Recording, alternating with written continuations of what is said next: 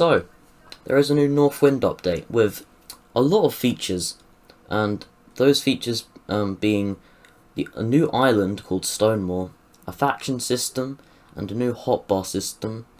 Those are the most notable things, by the way, and I probably won't be covering everything in this video because there's a ton of stuff to go over, but I'll put a link to the Reddit post in the description and try and fit all the change logs in a pinned comment, but I'm not sure I can do that.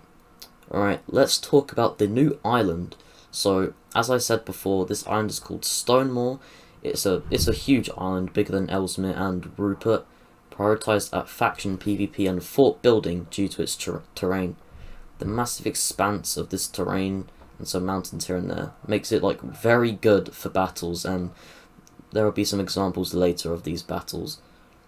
And that's not just it, there's also a new village, which is basically like an abandoned village. You can just find it in the center of the map, really.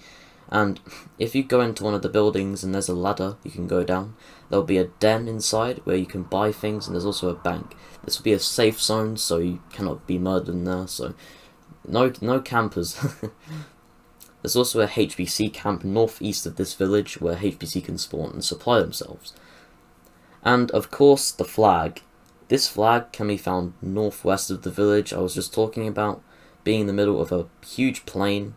It utilises the new faction mechanic and the new fort building mechanic. This flag can be captured by an in-game faction, more on that later, and can be held by that faction until another faction claims it. You cannot spawn with this flag if hopping servers, it will send you back to the shoreline. And once you've claimed this flag as an in-game faction, you must be part of an in-game faction to do this, like I said before. Your faction coloured flag, which you can choose when you have the game pass, will rise up, and then on the server list it will display that your faction has claimed the flag in that server. And on Stonemore there's also a massive cave system leading off of the village before, and on the mountain, on one of the mountains near the shoreline, where people and factions can go and mine ores. There's tons of different ores there, ranging from iron all the way up to gold, I'm pretty sure, so there's a lot of diversity in what you can buy there. Alright, let's move on and talk about the new faction mechanic, which I was speaking of earlier. This faction mechanic consists of a new game pass type of thing called, it's not really called anything, let's call it the faction game pass, which basically allows you to create an in-game faction. It costs 1,500 ducats to actually purchase this game pass, and this allows you to name your faction, I'm pretty sure it allows you to choose a flag colour. I haven't actually bought one of this yet, so I don't know about this. But you can ask faction leaders around the Northwind community about how to customize it and what to do. I mean, that's not really it. There's also a way to link up your Roblox group with this faction, and you have to join. That's how you join a faction, through the Roblox group. Is that the faction will let you into that Roblox group, and then you'll join, and then you'll be able to set that faction as your primary or just as another faction. Like, I'm in multiple different factions, but Northern Union is my primary faction because that's the faction I'm actually part of. And also, let's talk about the new hotbar system. Now, this isn't like as big of a feature, but it's quite game changing once you think about it. So basically, they have added a new hotbar to Northwind, and this made it so that there's no more pinned items in the center of your tab or the equipment thing, whatever, wheel. Basically you can set different hotkeys for different things. So I have my primary set as 1, I have my melee set as 2, I have my secondary set as 3, band set as 4, and snowshoe set as 5, and tool set as 6.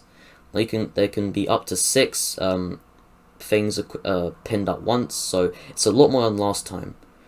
And this has also made it so quick switching is faster, but not as good as before, because they made it so it takes longer for the crosshair to show up on the screen when equipping an item from another item.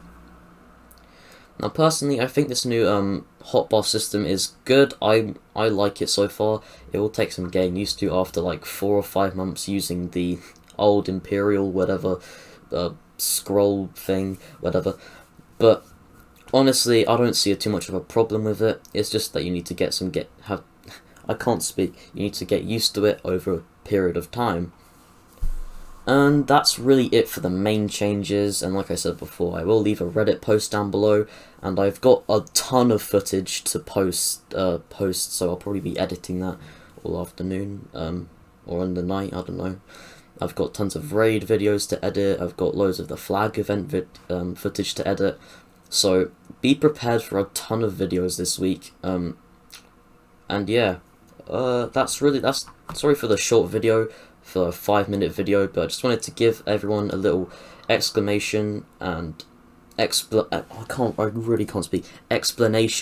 of the new update, kind of like a guide to help people out who haven't really got the gist of it and need a bit of help.